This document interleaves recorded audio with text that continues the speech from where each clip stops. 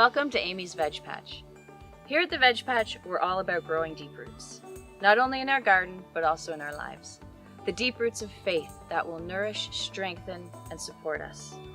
So let's use these videos to grow and to start a conversation. Send me your questions of faith, life, vegetables, or anything random. At the end of each video, we'll discuss the conversation questions. When we grow our roots deep, we stand tall.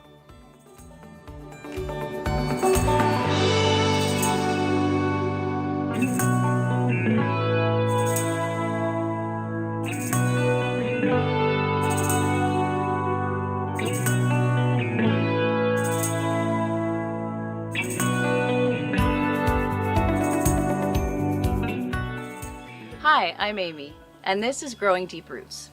Today we're going to talk about restoration, which is something that makes my soul sing. Can God restore anything? Can God restore anyone? Are fresh new beginnings real? Is a clean slate even possible? After what I've done, am I worth it? Am I worthy of being restored? These are legitimate questions, questions that I know I have struggled with, and questions that might haunt your thoughts too. So what do we do? What do we do when we feel like we've gone too far, we've done too much? What do we do when we keep failing over and over again? We trust in the unfailing Word of God. We bring our thoughts and our feelings to the Word of God.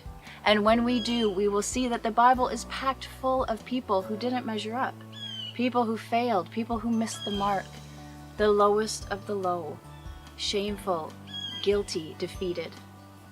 And what did God do? He reached out in hope.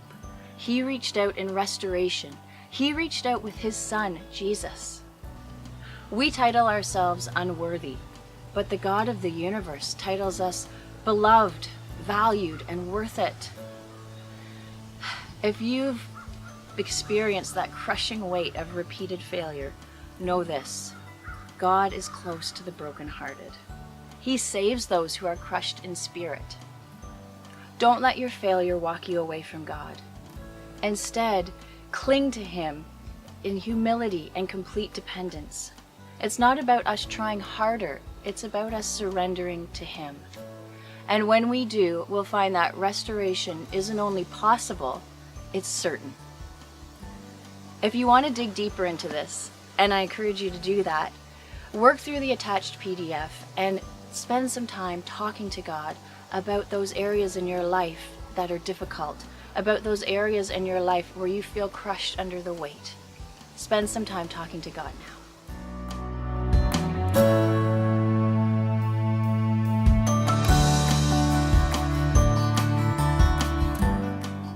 Okay, on to today's conversation question. It's from Angie. She writes, "Why do I get so nervous praying out loud, and what can I do about it?" Oh, Angie, you're so not alone on this. I expect most of us have been nervous praying out loud from time to time. Here's a couple of thoughts. I mean, we've all been in those situations where somebody's been praying beautifully. No ums, no ahs. They make some great theological point. They remember the prayer request of every 20 people in the group. We're thinking, I don't want to follow that person. So a couple things to remember is that God has given each one of us a unique voice. It tells us in the Bible He doesn't judge by the outward appearance, but by the heart. Keep your prayers authentic to you. Use that unique voice that God has given you. Secondly, practice praying out loud. Practice at home alone, not trying to get the perfect prayer, but just practice talking to God out loud. Get comfortable hearing your voice speak to God. I know that helped me big time. Thanks for the question, Angie. If you have any questions, faith, life, vegetables, anything completely random, please send them in. You can reach me online, amysvegpatch.com, Facebook or Instagram, or just email amysvegpatch@gmail.com. Let's keep this conversation growing and have our deep roots grow even deeper.